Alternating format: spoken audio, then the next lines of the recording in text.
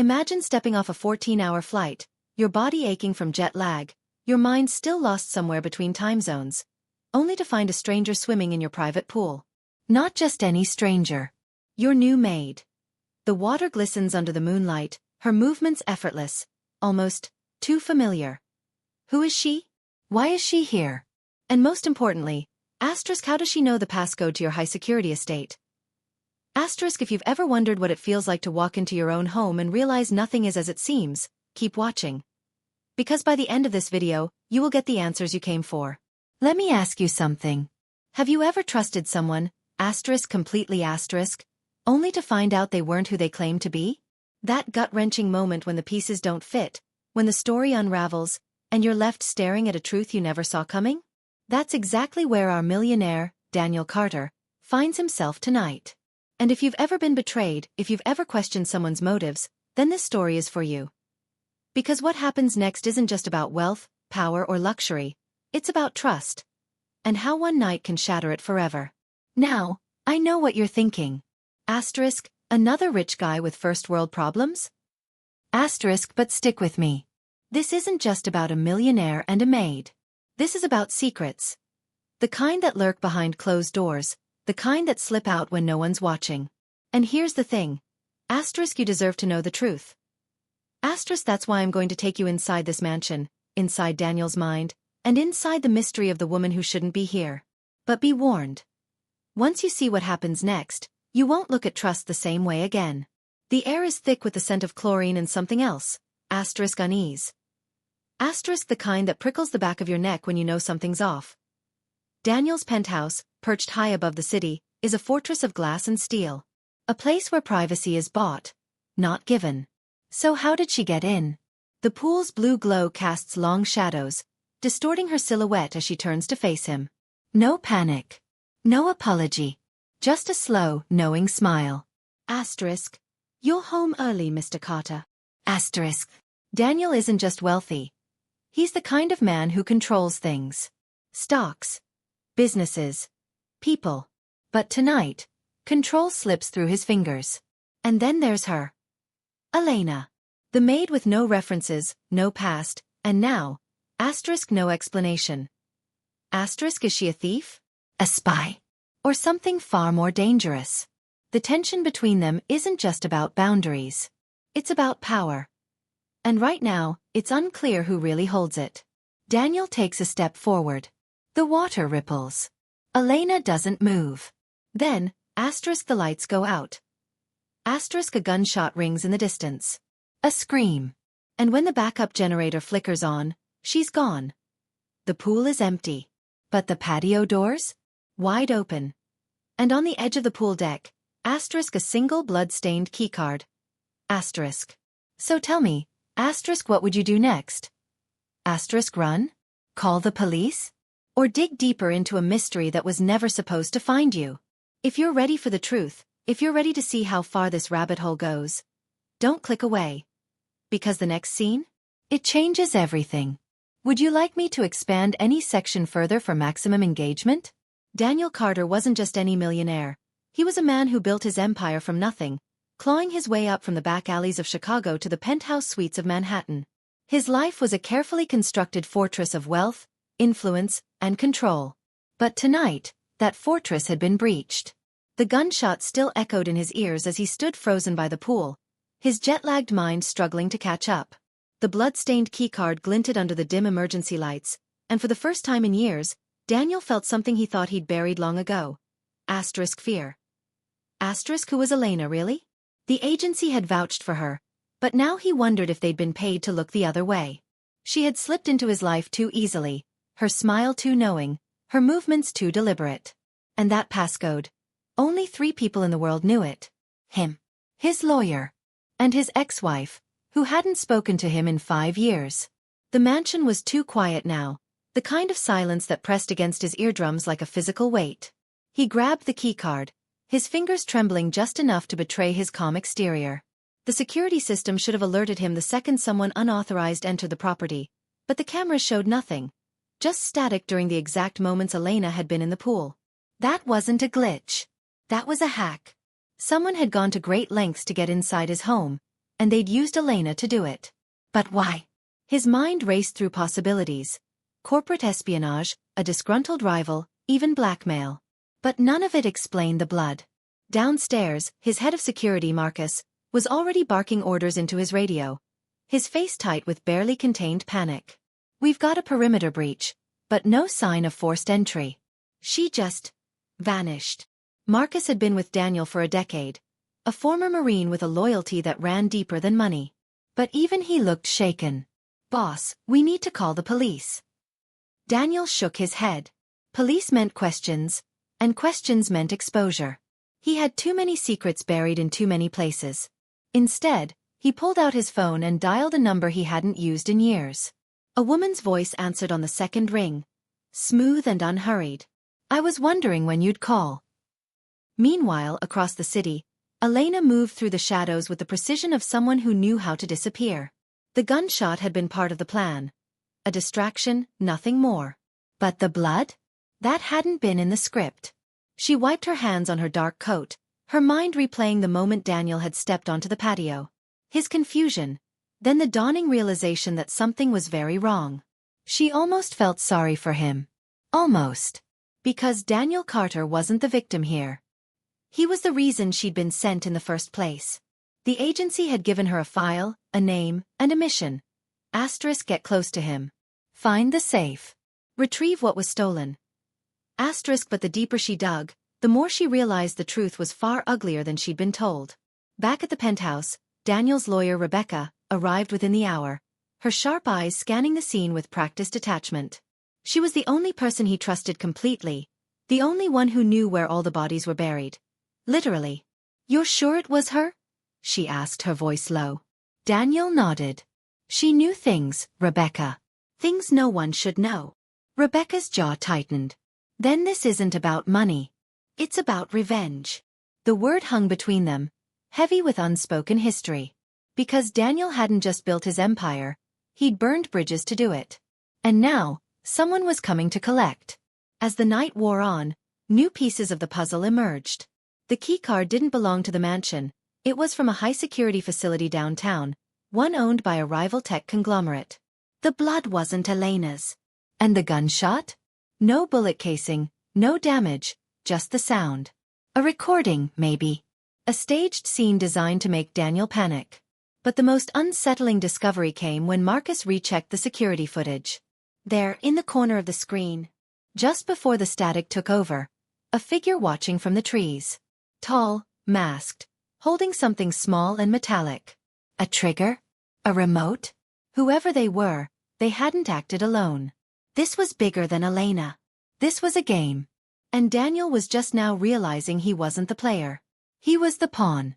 The tension coiled tighter with every passing minute, the mansion's walls feeling less like a sanctuary and more like a cage. Daniel's phone buzzed.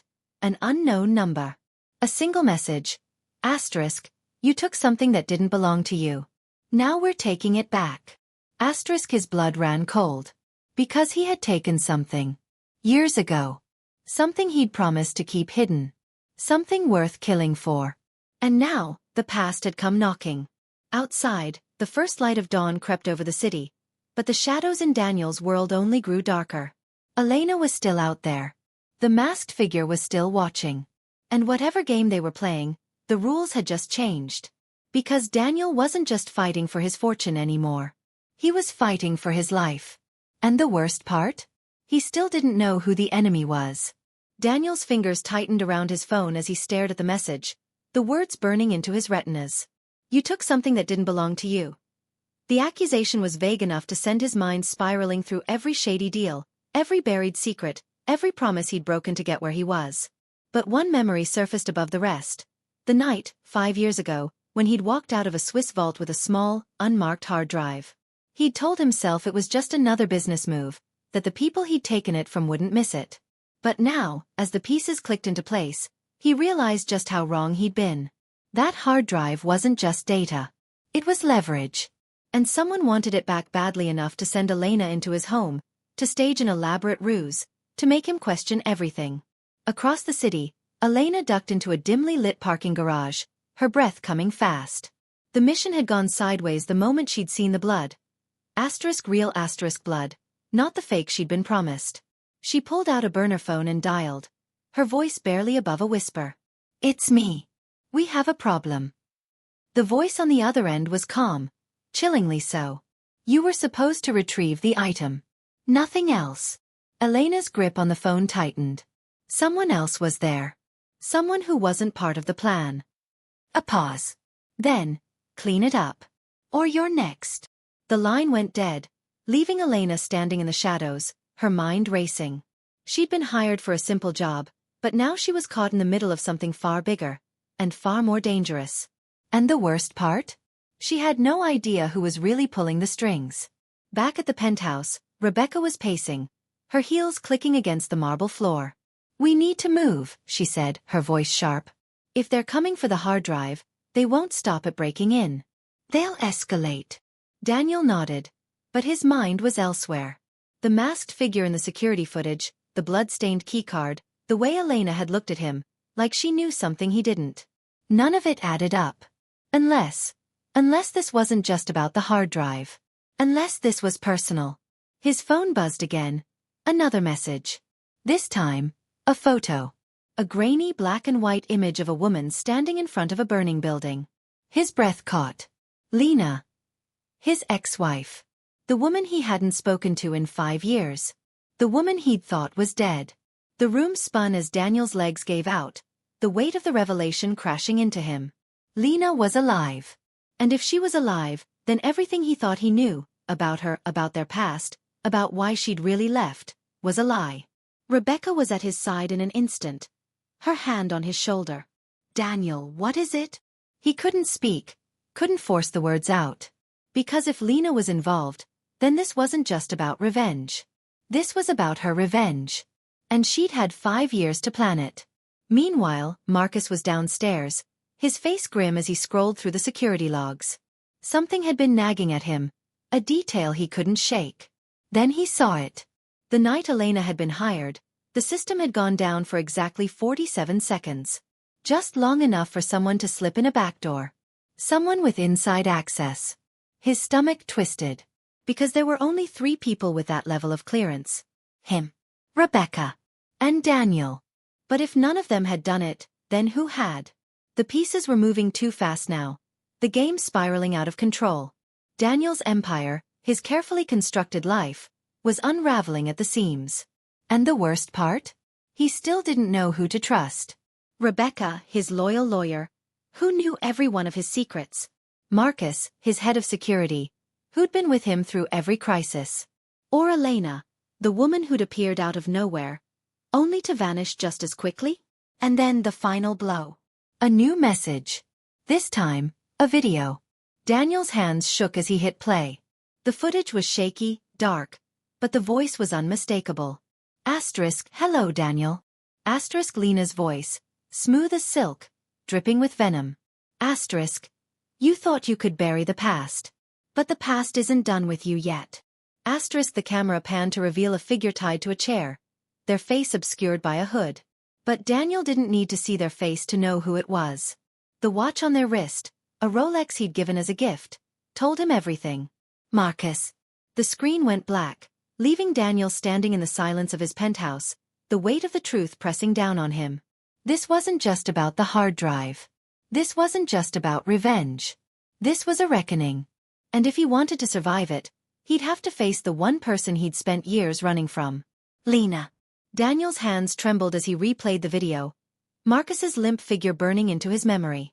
The penthouse that had once felt like a fortress now seemed like a gilded cage, every shadow hiding another betrayal. He knew what he had to do. Lena had left him no choice. The coordinates in the video's metadata led to an abandoned warehouse on the city's outskirts, a place where no one would hear a gunshot or a scream. Rebecca tried to stop him, her voice frantic. This is exactly what she wants. You walking into a trap. But Daniel was already moving, his mind racing through every possible scenario. He'd built his empire by always being 3 steps ahead, but this time, he was playing Lena's game. And the rules had changed.